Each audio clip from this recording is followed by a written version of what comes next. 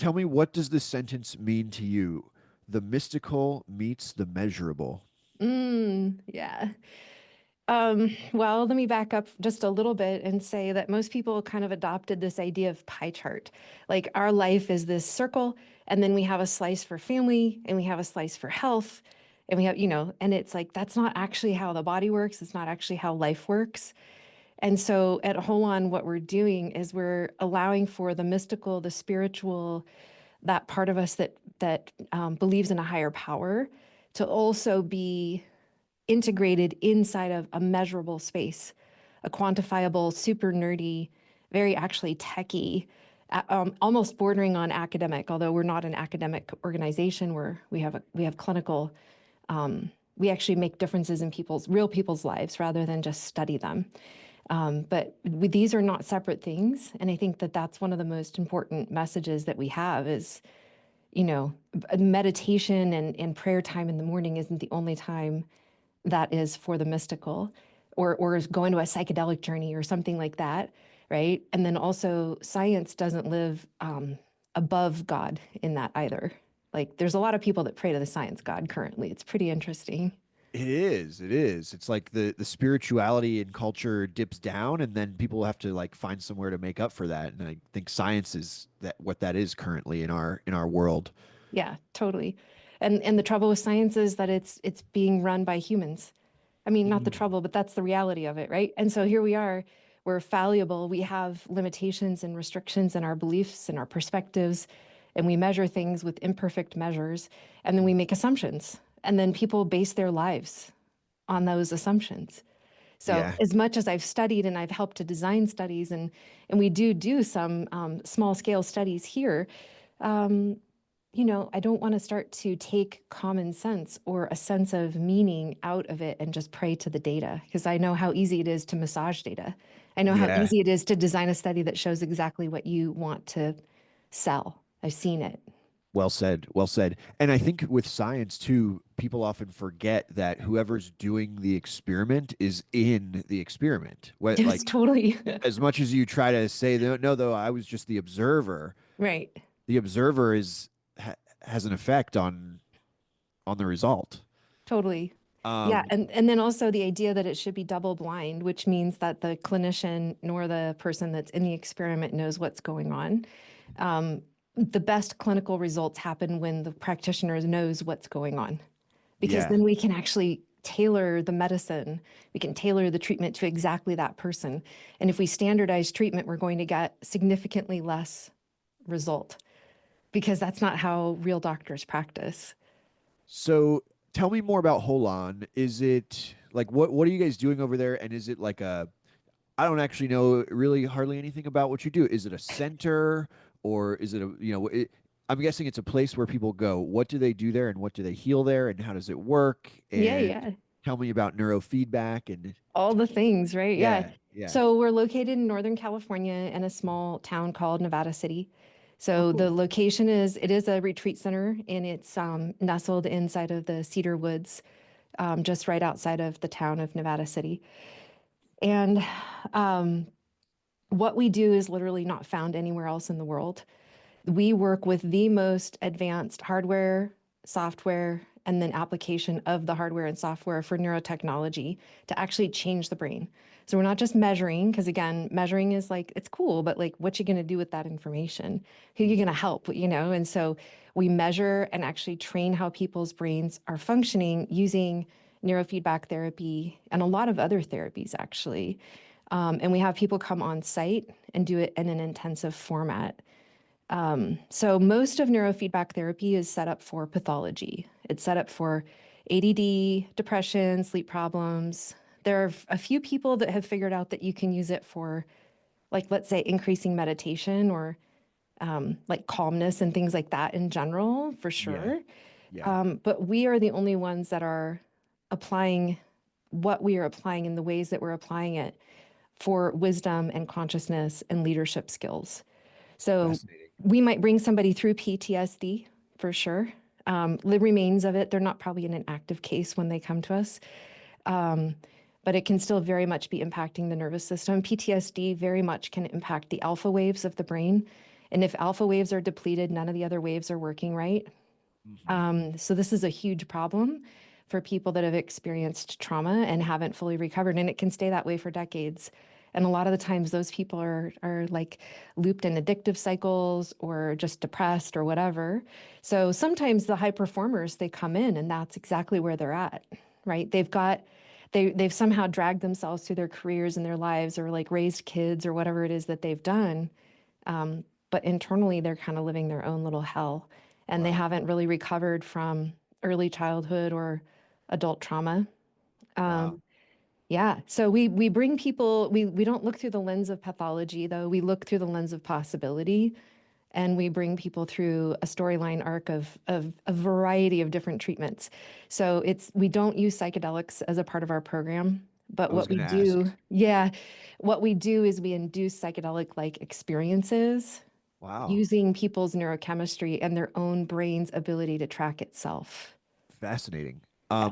I know a little bit about neurofeedback, and I want to dive really into it because I find it very fascinating, and I'm like really right on the edge of my seat, like ready to kind of like try it myself. Uh-huh.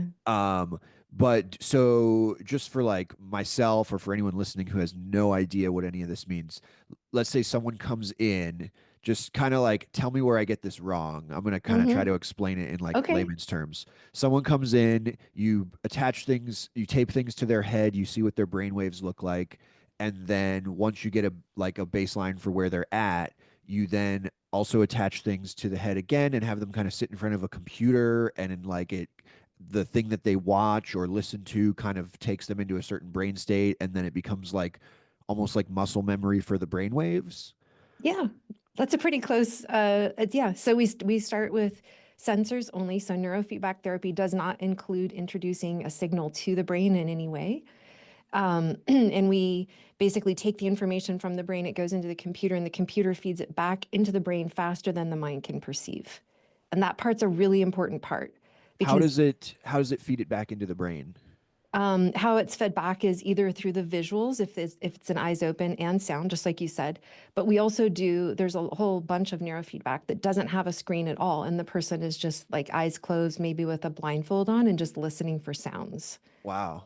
So those sounds are perceived. We think we're smarter than we are. I mean, maybe we've noticed this about ourselves. Like we think that we know what's going to happen. We think that we can control and predict. We think that we should know all of the answers to something.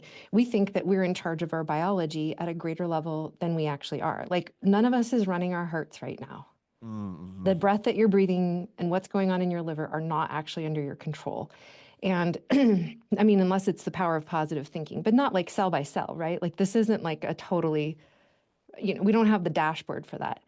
But what's interesting is that basically our entire experience of reality, including how those organs are functioning, including our perception of ourself, including our emotions, including how our memory works, everything, our perception of the future is all run by the brain. And we Mm-hmm. basically have almost no way of getting feedback about it. I'm now curious. This is going to come kind of out of left field, but what is your opinion about free will? With given that like we're not really in control of our heart or our liver or so many things that are happening, within and I guess without with on the outside even. Do you have any opinions about free will? Yeah, I mean, I think free will is a massive driving force for our own individual lives and for the collective, right? And I think that but I think that to believe that that runs from the brain alone is a fallacy, Okay. right? So free will, it includes highest self, it includes soul self, it includes the divine intelligence that we are, that makes us loved and worthy and enough, even if our brain is like, you're not enough, right? Like we can play some really dumb tapes in our head, Yeah. but that doesn't have anything to do with what's true. And so free will comes from some extent from the conscious mind, but a lot of it is actually coming from subconscious and or innate systems. So you must be a very spiritual person, yes? Yeah, very, very, very. But you're also a very scientific person. You're a That's doctor. right. That's right. So I started, just for context, I was an atheist, like hardcore, studying neurosciences as a freshman in my undergrad. So I was planning to dissect most likely rats' brains. I was really working up to it. Like I really don't actually feel good about it, but I wanted to be able to advance science.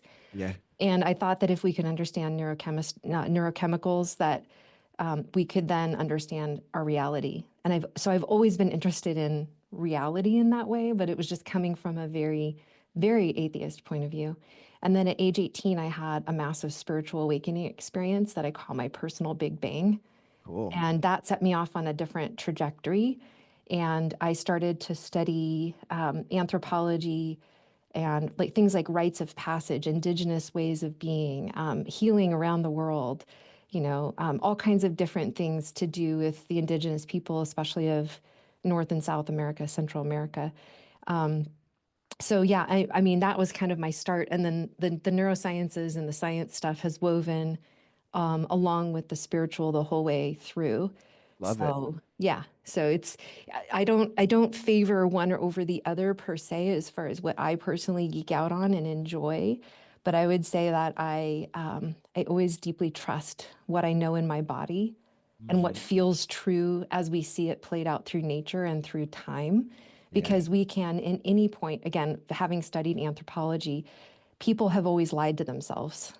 Mm. People, I mean, some of the most advanced civilizations, like the Mayans, were very advanced at their time. And I think that there's beautiful things in their culture, but they were also cannibals. Okay. And okay, so maybe on some universal plane, there's no judgment about cannibalism. I'm just saying, like, that was who some of the leaders were in the world at that time. It doesn't make them right or wrong or whatever. It's just interesting. So there's a lot of ways that I think that we're functioning as society now that is actually extremely crude, inaccurate, inappropriate in a most ideal way. And so, but just taken as a moment in time, I'm going to look for something bigger than what the human consensus is for what truth is. Oh, I love that. It's all, and it's, I guess, at each moment in time, it's all just part of the process of our evolution of consciousness. That's right. Do you, Yeah. do you, do you care to share any more about what triggered your spiritual awakening when you at age 18? Yeah, sure.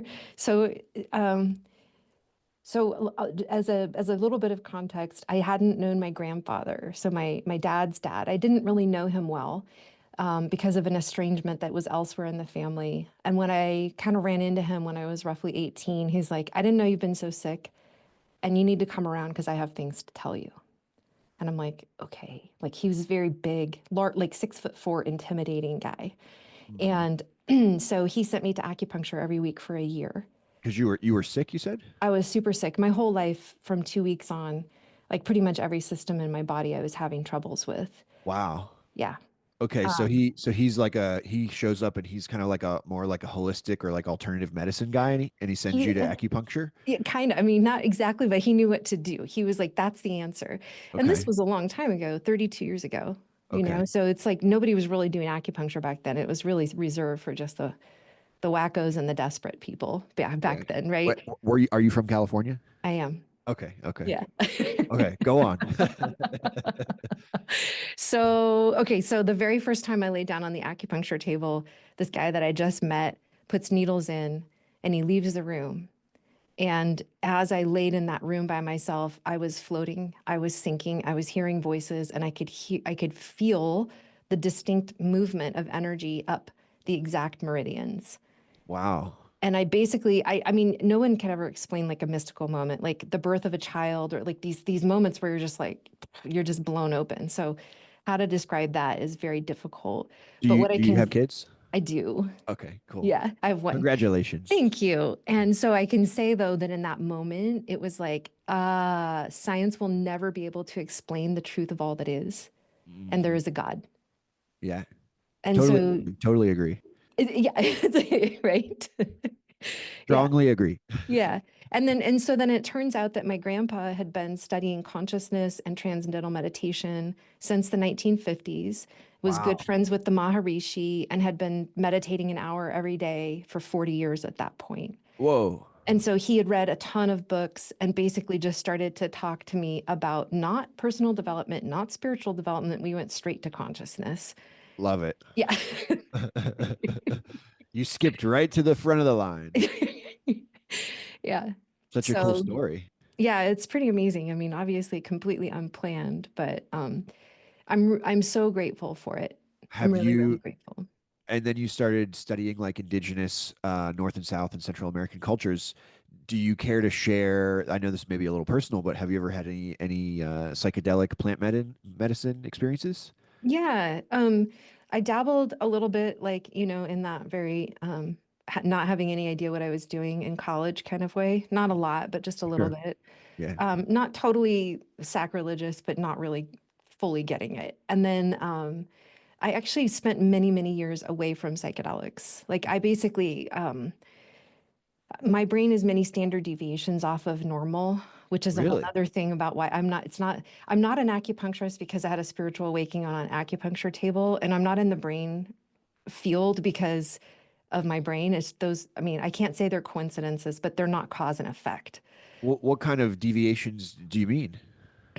Um, Extremely, extremely coherent across all waves, across the entirety of my brain.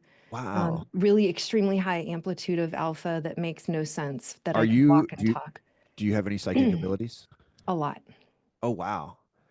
So And you so we actually, that's a part of this science meets spirituality, or like the mystical and the quantifiable, is that a lot of what it is that we understand in our laboratory, my colleague is the main neuroscientist, um, that is based on understanding the domains of how my expansion has happened over the course of the last 14 years since I met my colleague.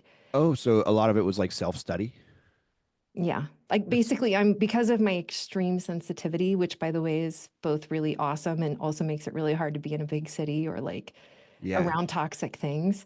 Yeah. Um, so my extreme sensitivity and the way that I'm just structured and designed makes me really, really good at my colleague can give me any training that's appropriate for my brain, not something inappropriate, obviously, but and then I can tell him what it's doing on a mystical level, a capacity to recollect past lives, on a how to integrate into the energetic field, what that's doing inside of certain chakras, how that Wow. impacts the person in their trajectory as a soul.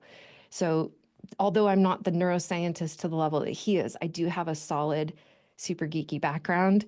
And we basically speak kind of a mixed tongue between the two of us in our dialogues because whilst he is the majority of the science and I'm the majority of the mystical, he's actually a mystic as well. And Cool. so we've figured out a lot of things that we feel very delighted to be able to then turn into medicine, basically, in these ways Do to help people's do brains. do you guys work with any clients remotely or is it all in person at the center? That's a great question. We both have practices remotely. For the brain work, everybody needs to come through our intensive program before Dr. Drew will see them on a Gotcha. one-on-one. He can ship a set of equipment to them and they can work with it from their home, and he logs in and runs the entire thing. They're not like doing things to their brain unattended.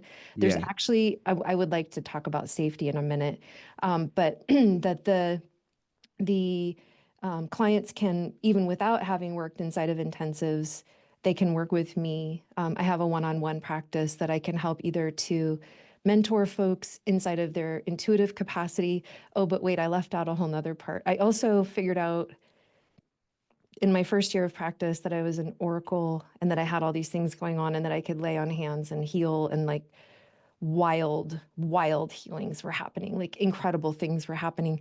So then I figured out that rather than just helping one person at a time, that I could help, let's say, a CEO of a $3 billion company, for instance, and Mm. then his entire executive team and the board. And so I started coaching and advising big companies that had a lot of capacity for movement. And and so, fast forward, part of what it is that I still do today is advise companies um, Do or people. you, for your one-on-one practice, do you ship equipment out No, no. because I But don't need the neuro equipment. I have the ability to shift people's consciousness without the equipment, and we can verify that with EEG, but I don't need equipment to do it. So my skill set is a beautiful adjunct to my colleagues' capacities with the neuroscience equipment, but Will and with Dr. Drew, he will not ship the equipment until you've done like an in person. Right. And how long is the in person part? It's from a Thursday to a Monday, and Okay, we so do them about 9 or 10 times a year. and you stay. Someone would come out on Thursday and they'd stay at the center until Monday. Yes. Yes. Wow. Inside of Okay. our little bubble with a beautiful meals being prepared by our quite tuned in and magical chef and by our Cool. team here. Yeah. Is that very expensive? For what it is, it's a screaming deal. Yeah. Okay. Cool. Yeah. Do you mind saying how much it is, or is that something that we just look up No, it's online? totally fine. Our price right now for the way we're offering it is 17,500. Uh huh. And that I, includes the preparation, 5 days on site with 40 plus hours of me and Dr. Drew completely attending.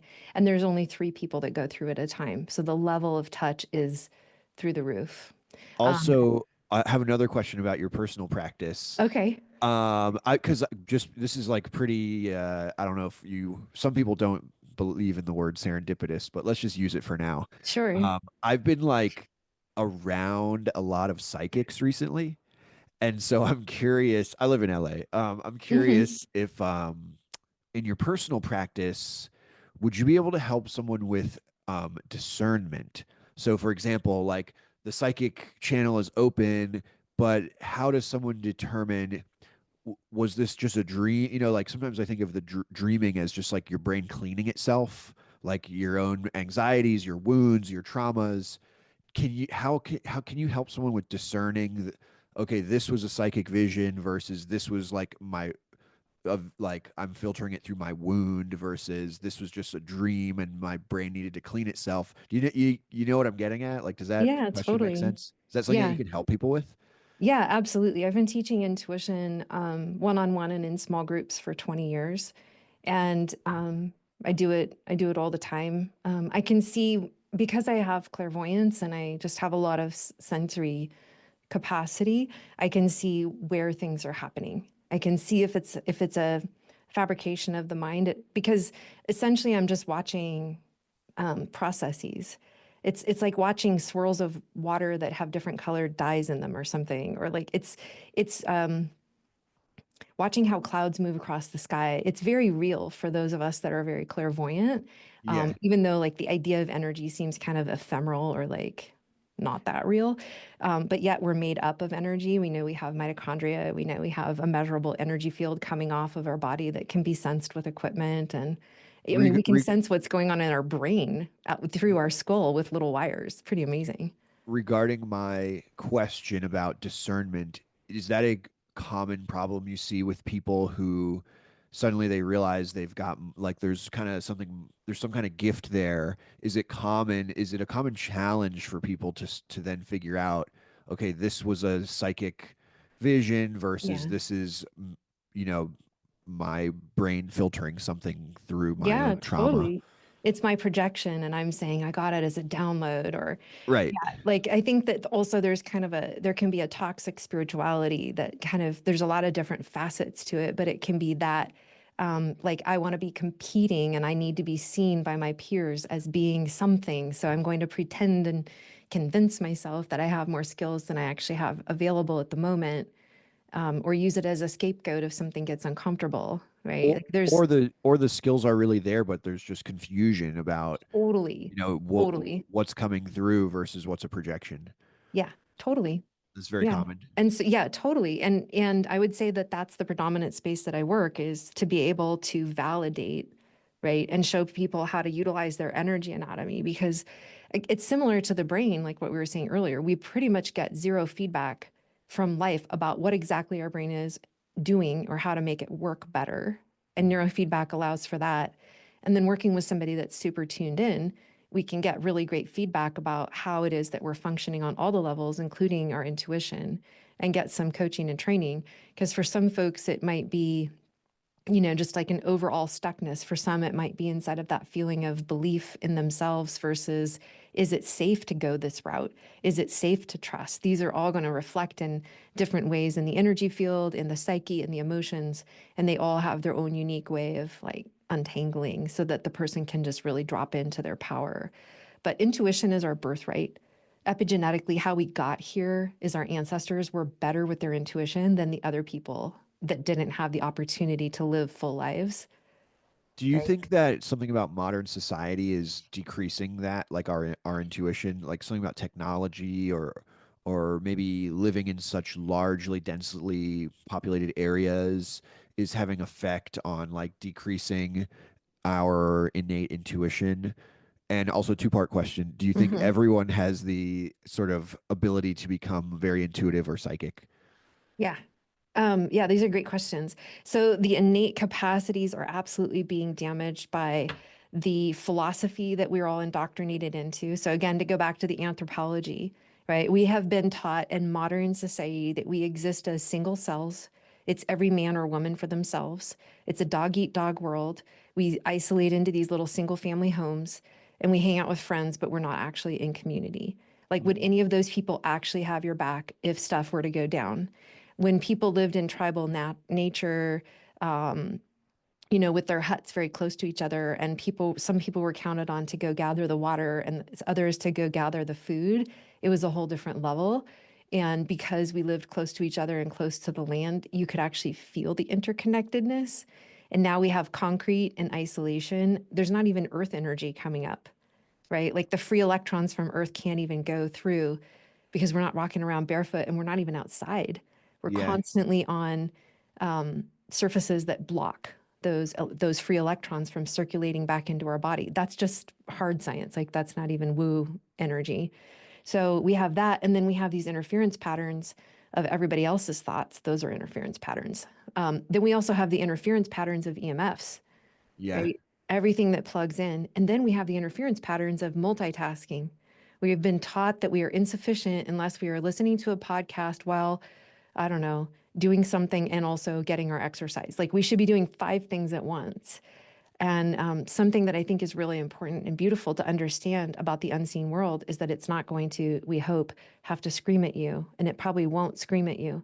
So if you're not making space for listening, you're probably not going to get a lot of signal, or you're Mm. going to ignore the signal because it takes quiet and it takes some space, even if it's not a lot of time or, whatever. It just takes some spaciousness. So Yeah. you think like meditation, a lot of people recommend meditation as like one of the first steps to sort of create that space and quietness to start to strengthen your own intuition.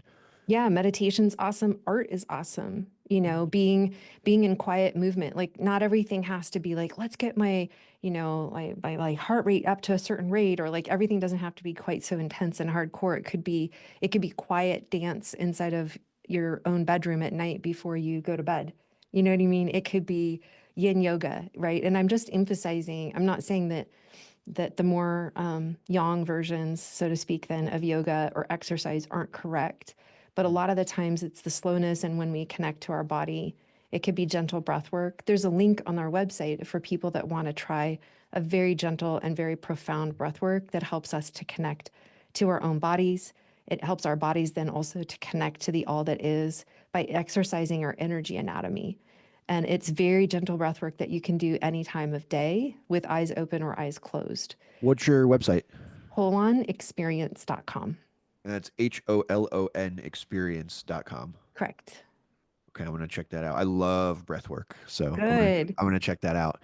And Good. so do you think though that all humans do have some capacity for sort of like psychic abilities, intuition, and some people maybe are born with more than others, but everyone can kind of hone in on this? Is it within everyone? Yeah, I really think so. I mean, there might be like a very small percentage of people, but I would say blanket statement, yes. Even with what we've seen with the telepathy tapes, nonverbal autistic folks maybe are some of the most astronomically tuned in. For those that are aware of that phenomenon, like they just because somebody can't speak and doesn't appear to be in their body doesn't mean that they're not super duper tapped in. Yeah. So, not that that changed my perspective on that. I already believe that, but I just feel like it's a really important point to make. I think that there are some folks though that struggle with it more. People who are in fight or flight are going to struggle with it. Yeah, yeah. People who are extremely like caught in their prefrontal cortex. So like that typical like hustler, gotta keep going, drive, work 14-hour, 16-hour days. Like that's going to be hard. And some of those folks are actually, they're experiencing something, they are all experiencing something neurologically. Everything that we're experiencing has a neurological picture, right? Uh-huh. So Uh-huh. if in those cases where people are pushing and driving too hard, it could be 30% of their neural expenditure, their energy expenditure is actually in a small area like the size of a quarter of their brain. Oh, wow. Yeah. So then, meanwhile, and if that's in the front, like in the forehead, and meanwhile, if a lot of these intuitive and or interconnected kind of feelings and aspects, or like mirror neurons, or somewhere like in the parietal lobe, which is over behind kind of the ear, then we don't have enough energy allocation. So even still, does that person have access to that over time? Can they hone it? Yes. It's just going to Cool. be harder, Yeah. especially without neurofeedback, because it's even plant medicines and things, in my estimation, don't necessarily calm down those hot spots. They do other things that are really cool, but not overall, not in every Interesting. case. Yeah. So, I want to tell you a little bit about. I have a friend. He's been on the podcast before. His name is Luke. They have a retreat center in Peru where they utilize neurofeedback and plant medicine. So Mm. they do like neurofeedback, get your baseline, do some ceremonies, and then hook you up and look at your brain again, Uh-huh.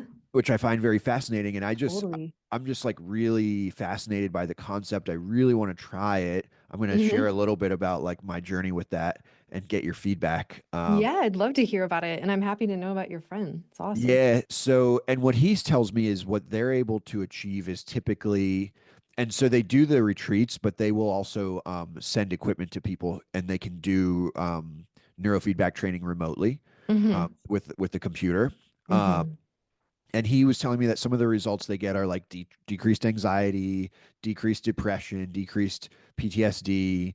Hmm. You can like decrease if you have like an overactive mind or ADD, or if Hmm. you're very tired or brain foggy. All those things they have ways to change. And he Hmm. said also once you get like let's say you're working on depression, that's your thing, and then you kind of bring that into you balance that out, and now you're no longer in like a brainwave state that's prone to depression. He said you can continue the neurofeedback, and then he calls it it's like yoga for the mind or yoga for the Hmm. brain, where Hmm. now that you've kind of healed your depression or whatever you're working on, then you can move on to like getting into more meditative states and remaining in a meditative state like for longer and longer and longer, and that's when you start to kind of feel more interconnected with everything and more spiritual. And um, so I'm wondering, like, is that, do you see similar results? Is that kind of what you do? Am I kind of on the right track? Like, are you kind of compare and contrast what I just said and what you guys do? Yeah, it's hard to know unless you can tell me the type of neurofeedback equipment that he's utilizing, because there's such a wide variety of um, Okay, what's available. I'm not sure. I mean, I know they tape like nodes onto the head, or they you wear like a cap with that the nodes Hmm. attached to, Hmm. and other than that, I don't know. But Yeah, no, it's fair. Most people wouldn't. Yeah. I know though that like I was gonna do it because they gave me one of his partners happened to be in town over the holidays, and they've been on the podcast a few times, and they said, "Do you want to do? We can hook you up and kind of get your baseline, and then you'll know where you're at, and then if you want to do remote neurofeedback, we can." Hmm.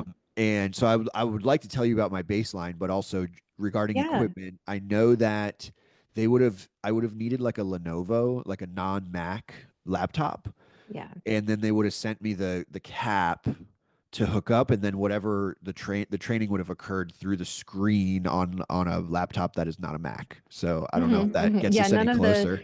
yeah, no, the neuro equipment doesn't usually run on Macs. It's too much development cost to do it that way, I think is my understanding. It's Yeah, hard for me to know and without knowing the names of the systems, because you could be describing a lot of different things. yeah, But it does sound like that it's more like there are certain over-the-counter headsets and things that I don't recommend. There's a okay, lot. So going back to the safety topic, it's really important that if anybody's going to do things directly to their brain in a highly precise way, that they work with really, really skilled clinicians. So okay, I've actually just recently found out that there are a lot of people who have very significant brain damage, not from neurofeedback, Okay, good. But from I know, right? But from a magnetic field that's basically beamed in. It's I think it's called TMR. There's magnetic fields, which are basically kind of working like a non-surgical surgery. Then there's electric fields that can be put through, and if those are done at the microcurrent level, they can be done safely, but they should be done with EEG to Yeah. know exactly what's going on, and then also with extremely skilled clinicians. And then same And thing for neurofeedback. Like I think neurofeedback therapy overall is super safe. It's just, I yeah. guess what I want to speak to is there's a lot of yahoos out there that took like a weekend class Yeah. that are suddenly And brain experts because it's trendy. And those are the ones I would say be very careful. okay, I'm glad you said that. Thank you for putting the safety disclaimer out there. Also, I don't think that their neurofeedback, they're not actually sending any signals in. It's actually whatever sight or sound Hmm. you're seeing on the computer screen that causes Hmm. your brainwaves to do something different. Hmm. And the nodes are just taking the reading so that they Yeah. know kind of if they're going in the right direction, I guess. Yeah, yeah, and that's what neurofeedback is. And for the most part, again, if it's applied by really skilled clinicians, it's very safe. You Yeah, know, okay. it's like acupuncture. Like if you really know what you're doing, it's very safe. Yeah. But a lot of people will try to go past their level of skill. And then, but so I'm just saying that out loud because it's something that I'm becoming more and more aware of. Yeah, More okay. of this is kind of coming out. So I don't get that vibe off of your friend at all to go over to that, but Yeah, I don't have a good ability to really answer your question. What I sure. can say is that I think it's brilliant in a lot of cases to combine psychedelics with brain training, the neurofeedback therapy, because of the neuroplasticity and just, they do different things, and I can see the merit and the value. I think that in some cases it's too much for certain people to Mm, do both if yeah, it's not done again with that really, because then basically we have to be really skillful with both kinds of modalities. So yeah, at well some said. point when it becomes legal here, I'd love to be able to incorporate it more. But Yeah. until then, we're going to stay right in our lane. And, I'm cu- but yeah, I'm curious about what kind of results you have seen in your practice, but also could I like I'm just like gonna go super woo. Like I would love to be able to like heal my stuff and then become like a really good meditator and then become like even more deeply spiritual and then be able to like bend a spoon with my mind. yeah, Like dude. I mean, we have people that come through and they're joking, not joking. They're like, "Can I learn telepathy?" And we're like, "Okay, yeah." And I'm just charting, like I'm writing down like wants to learn telepathy. Like, okay, right? So we have all of that at extreme levels. And and it's meditate. possible. Yeah, totally. Yeah. Like remote viewing, astral projection, telepathy. It could be done. Yeah, I mean, I haven't necessarily helped anyone with astral projection with neuro, have I? I'm not sure actually. Well, maybe. Yeah, I mean, I can't say that we have done every single, if there's a list of 30 superpowers, maybe we've worked with 20 of them. I'm not going to exaggerate. I can't, Could I, I'm not going to, I don't even know right now. I'd have to like really do an inventory to be accurate. But what would I can say is would like, go would ahead. spoon bending be considered like telekinesis? Yeah, I think so. Is that on the list? Can I bend a spoon with my We have mind? This is actually a had pen, but people, yeah, I don't know about spoon bending per se, but we have had people increase their capacities to work with telekinesis. I know that sounds really wild, but it's true. I So love actually it. the people that we love to work with are people who are high performing, peak performer type people who are deeply spiritual, who love this whole jam. And we like to, since we work with less than 30 people a year, by the way, we could scale this and turn it into a factory. That's another sign that probably the people that are running it either, well, I don't know. Maybe it could be a sign that they're not that skilled and or they're not putting that much into it because it's a lot of work. It is a Uh-huh. lot to do it right, to do it well. Yeah. But we are working with a limited number of people, and so we like to also then select people who we believe have intuitive capacities or intuitive like inklings, like they have that desire because that gives us more space to stretch into. And then beyond that, we always want to know, what are you going to do to help the world? Does your voice help? Are you going to be like, how are you going to take? Because this is about leverage for us, right? Mm, We didn't go through all of this school. We're not selling the most expensive program that we could. We could actually, we could market this for double and yeah. sell it to people with a pulse that wanted to like brag about it on their Instagram. Yeah. It's like so gross. Yeah. So, what we want is to be able to leverage change for good. And so Cool. we're creating consciousness inside of people who have leadership roles. And it doesn't necessarily mean heads of state only. It could be that they have an amazing idea to pioneer out into healthcare, or they have a powerful voice with an audience that we know that if we shift consciousness here and we can bring somebody into that new way of being, that will ripple out. And so that's really, we're here, we're realizing that we have about 5 years, and I don't know if people fully get it, but it's like maybe it's 7. I don't know. I'm not trying to be too predictive, but not even about psychic skills. This isn't me doing a prediction because I don't like to predict the future. I like to change the future. Yeah. But I would say that we probably have like 5 years that where we decide the course of humanity. Whoa. Or do we move into an extinction event, or do we become slaves and bots to our AI So masters, or do we decide to like actually turn the plot line around right now? so part of your like intake for taking someone is like what do you want to do? What do you want to do to help the world? Is like that's like part Yeah. of your questionnaire to like if you're going to accept someone or not. Yeah, totally. And we turn away more people than we accept.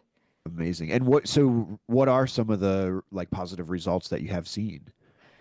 I would say that everybody comes through with less reactivity, more clarity, more ability to have space inside of themselves, a little bit, if not a lot, drop back off of the neurotic hamster wheel of life, more Hmm. able to see through illusion and better ability to connect with other people and themselves, more self love.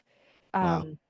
If they already came in like that because of other work that they've done, then we typically just go straight into like, you know, capacity to have vision states without psychedelics. They're moving into capacities of intuition, or getting even more resilient. Let's say that they know that they're going to go through or predict that there might be storms in their life and they want to become even more resilient. Like we can fortify that.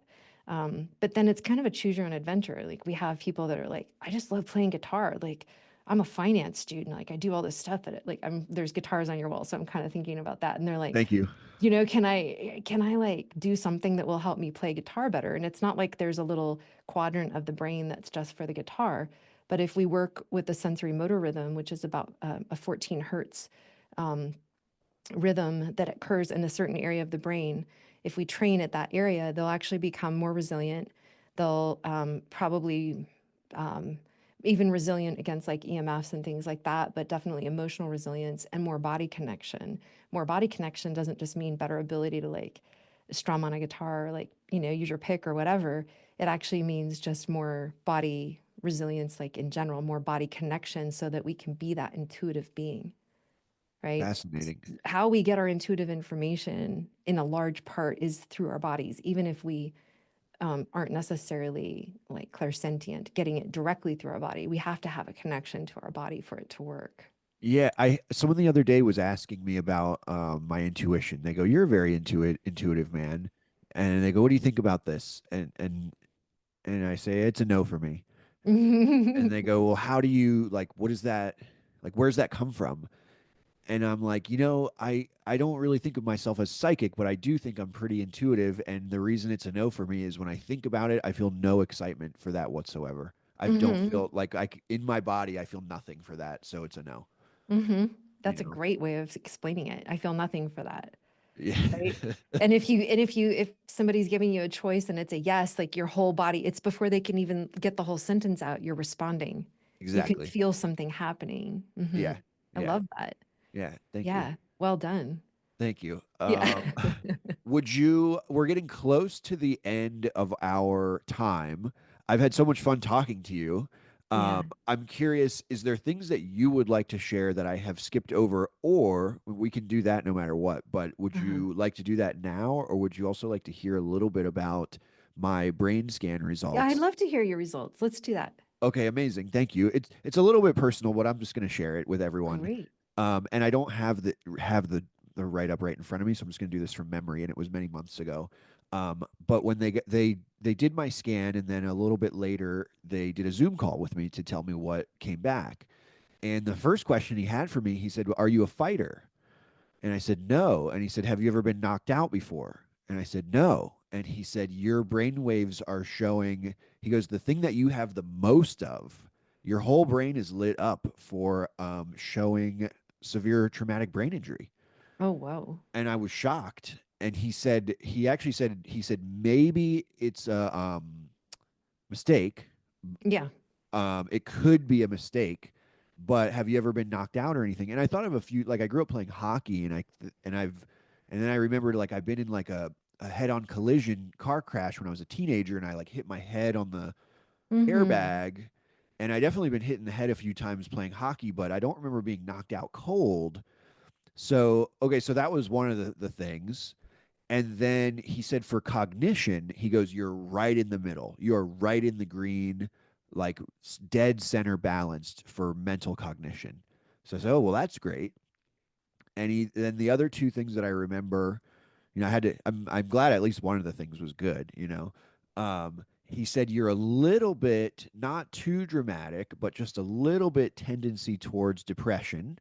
Mm. And then a small tendency towards overactive mind, like Mm-hmm. a lot of chatter and things. And those were the main things that I remember him telling me. And they did it for free, so we didn't have like lots of like follow-ups and stuff because they've been on the podcast and his partner was in town and they said, hey, do you want to do it? We'll hook you up because we like you. We've been on your podcast and we'll Sure. we'll get your baseline, and then if you eventually want to get the equipment, we can talk about that.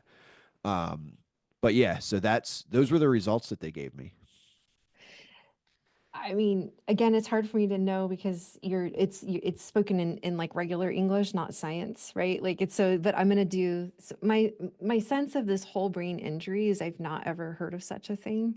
Okay. I've not ever seen anything like that clinically. It doesn't mean it doesn't exist. Again, I'm not the hardcore neuroscientist of the team, but I've seen lots of people that have had multiple, like soccer players who have a lot of concussion, car accident, fallen off of a horse, like all different kinds of history of multiple concussions in one person. A lot of the times they heal right up. Yeah. But even if they're pretty severe and they're lasting, it's typically focal. So it'll be an area like the size of an egg. Yeah. And it will be at the opposite place where the head trauma happened, usually. So if the fall was to the back right of the head, then the trauma will the damage appears on the front left. And this is showing more of like a brainwave pattern, right? It's not showing like physical damage. So it depends on what kind of study. I'm assuming that they're doing an EEG, and an Yeah. EEG is an electrical study. So it's showing how electrical current is being flowed through the brain.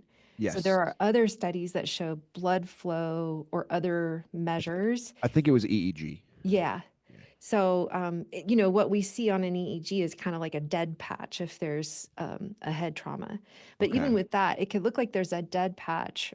Um, and we want to always dig into like those squiggly lines on the page. So there's actually 19 places that are all kind So of creating a squiggly line. and he told me, he said I want to show this to my teacher to Yeah, investigate a little bit more deeply because it could have been a there could have been some type of mistake that occurred, you know, exactly. in the Yeah. reading.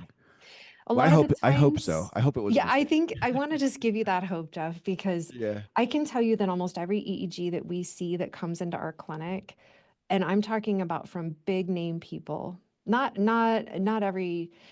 MDs that are big names in the brain space, but other types of doctors or other types of so-called brain experts will often tout that this person's having whatever, tons of gamma, or like there's all this stuff going on, and they haven't got the electrodes on right. So that Yeah. the sensors are picking up, it's like you're between two radio stations on an old dial Yeah. radio. And so all of the data at that point is junk. And And so, she made an adjustment too. Like we started and then I think I like sneezed or something uh-huh. and it kind of like something kind of shook loose and then she Yeah, made an yeah. adjustment so that I started to think maybe that came when I sneezed or Could have something. been. Yeah. But it's up really to the technician or the doctor that puts the headset on to make sure that they're checking for interference. And to me, it's one of the most rudimentary things, but honestly, it gets missed. And then so again, going back to safety, if we're not working with good data, bad data in is bad data out. And we can train the brain in ways that it's not helpful. Uh-huh. Um, So anyway, and I don't really know because I'm not seeing, this is 100% speculation. I mean, Yeah. but it sounds like that they were kind of curious about that data too. Yeah. Um, yeah. But a lot of people, I'll say generally speaking, the chatter and the depression tend to go hand in hand. And Yeah. sometimes depression can feel, it doesn't necessarily mean like, and I'm not even assuming about you, like dark suicidality kind of versions of depression, but it's more of just like, eh, right? Like, Right. Right. eh. And so sometimes is actually a mitochondrial, like an underpower of mitochondrial function. Our neurons actually receive their power from glial cells and astrocytes. So sometimes it's down at that level. And what can happen if we just don't have enough power is that we have the experience of kind of that low grade depression, or maybe it could lend to other things like brain fog or sleep problems. Sleep Yeah. problems can also cause all of those things. But then Yeah. there's this interesting correlation. And so that overthinking that I was talking about earlier, it could be the size of a quarter in someone's brain that's just like, it's like the little chihuahua that you're like, stop it. And they're like, I can't, like they're just yip, yip, yip. And that can take so much power that in a brain that's already kind of like compromised, maybe post COVID or other major illness, Lyme disease, mold, overworking. Like there's a zillion ways that we can get there. Mhm. Um, but that lower mitochondrial function and the combination of an area being a power hog makes the feeling of depression, but it's not necessarily like an Right. actual, it's depressive symptoms, if that Makes makes total sense. sense. Yeah, makes Yeah. total sense. Yeah. Yeah. So it's the brain is a massive concert. And maybe that leads me to the thing I wanted to be able to say is like out in popular science, I'm going to call it like there's the idea of this field of pop psychology. I'm going to tell you there's popular science and it's not necessarily accurate. Yeah. And brain waves are just a part of the story.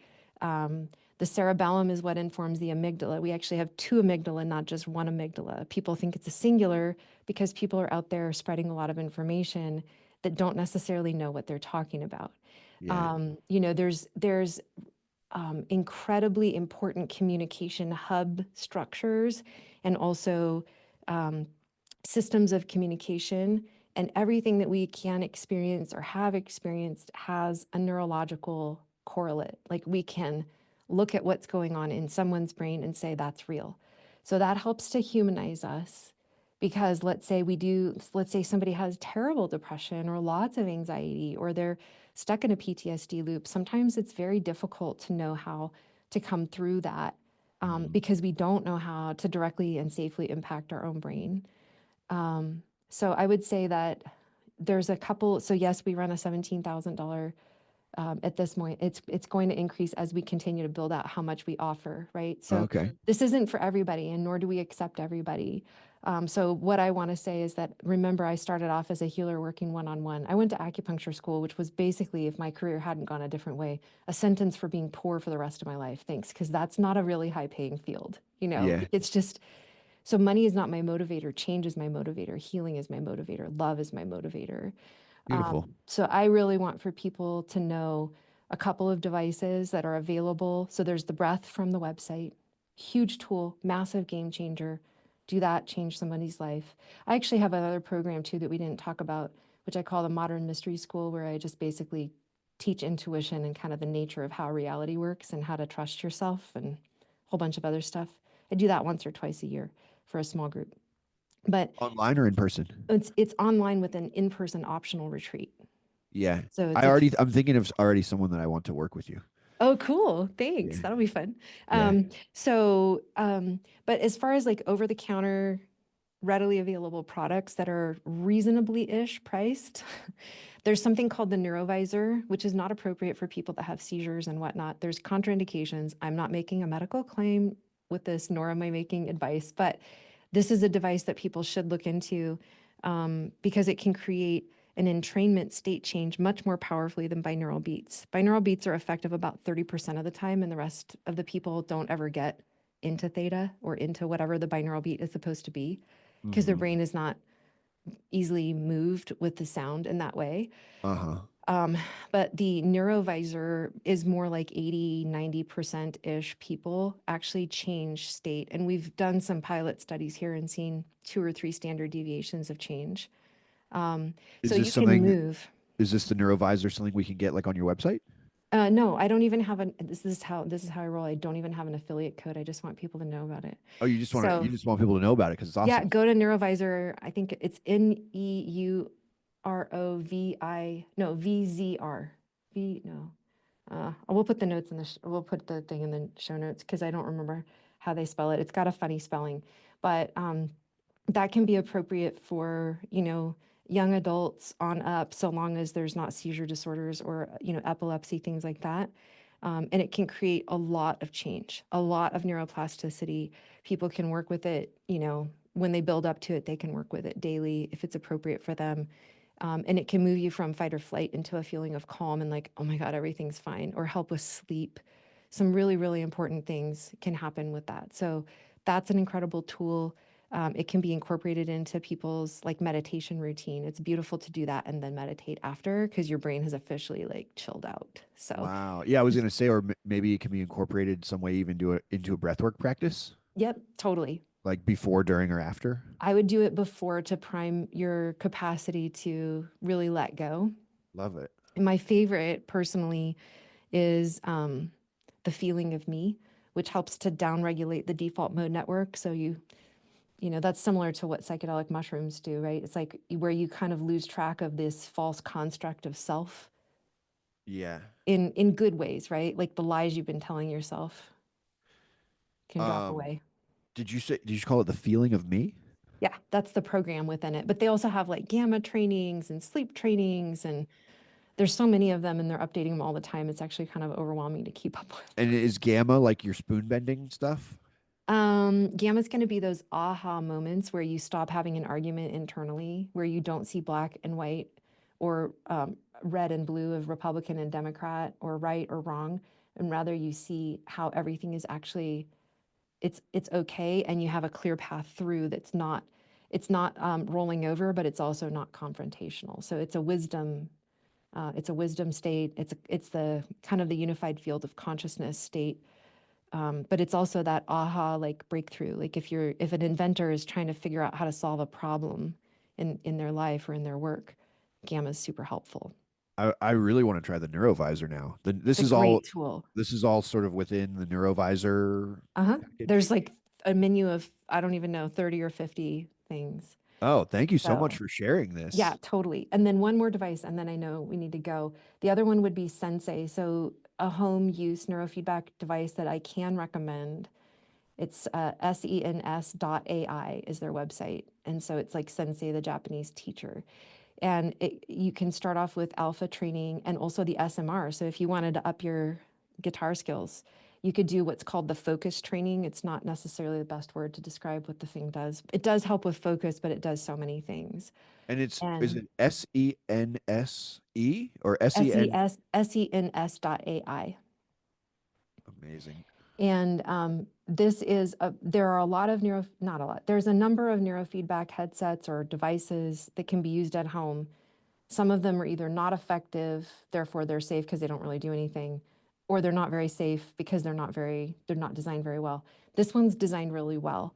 And it also can do HRV training. And so people can change their heart rate variability, not just measure it, but change it, which Hmm. has links to, cardiovascular health, but also stress management and the feeling of being connected and And loving. this is through Sensei. That Sensei. is. And then Okay. also another feature of Sensei is photobiomodulation. So literally lasers that can go into the brain, healing light that goes into the brain and can work to prevent some, long-term kind of situations from occurring potentially, or help the brain to kind of upregulate into gamma or different things like that. So, and then over time, once the person's done enough training, more and more trainings unlock. So this is real neurofeedback therapy, very, very precise. It has 3 electrodes down the middle and it goes over the head like a set of headphones. And people can train at home safely if it's not contraindicated. Again, there are places where this isn't safe, so you have to read the fine print. I can't say that it's On Sensei you order like their electrode thing and it shows up and then you do the stuff on their website. Yeah, it's like it's as simple as ordering, some Sony or Bose headsets or something, but then you just like put water. So you don't even have to have paste or gel or like nasty stuff. You just put water on sensors, plop it on your head, open up the app and hit the button and it does, it starts your neurofeedback session. So I love this it. is super important to me. This is actually, in full transparency, it was developed by my colleague, Dr. Drew Pearson, the one that is running Holon with me. Okay. And the science that he creates, the regulation, the safety, the know-how that he has is unparalleled, I feel like, in the world. So I feel, and so this device has been around for a little while now. It's utilizing technology. Neurofeedback therapy has been used since the 1960s, so none of this is super brand new. But the Yeah. way that this headset works and that it could be safe to use at home and that you don't even have to get paste on your head to get the electrodes to work is like, it's And you can revolutionary. and you can do it by yourself. You don't You need can do a it by yourself. And it's about ish $1,500. And let's say somebody's married, like people can share the same headset and as long as everybody has their own app because the data tracks to their app and because it does have an AI component, it's not fed out. I'm not worried about the privacy aspect, but the reason that we want each person in this case to have their own is because it's learning what your brain needs to learn. And that's what makes it safe. yeah. It's not just like trying to push everybody's brain the same way. It's saying, "Oh, this is what this particular brain wants. This Mhm. is how to make it safe for this person." Cool. Yeah. So Neurovisor, Sense.A, Hmm. and the breath work from holonexperience.com. Hmm. Those are like the main gifts that you're leaving with the world Yeah. I mean, for that for everybody this that particular everybody or episode. more people can access, right? The Very mystery school exciting. can work. I can actually do a one-time session. I don't offer a ton of them, but I can offer a one-time session that is very affordable as well. Yeah. Um, I said I have someone in mind that I'm like I might even gift her a session with you oh, fun. because she's quite psychic, but I think she could use like a teacher. Yeah. Yeah, Um, either a one-on-one session or she might want to do the mystery school because there's just a lot that gets unpacked during that time and gets reinforced. we'll have to keep in touch and Sounds good, Jeff. yeah, thank you so much for coming on. Where can people find you? Holonexperience.com. Is there That's anywhere right. else? No, not really. I don't really. Maybe at some point we'll get socials going. There's Yeah. other podcasts people can search for. We're definitely all over podcasts and the podcast app and Spotify if they want to hear other Okay. more So Dr. information. Amy Albright from Holon, you're on holonexperience.com. Thanks so That's much it. for coming on.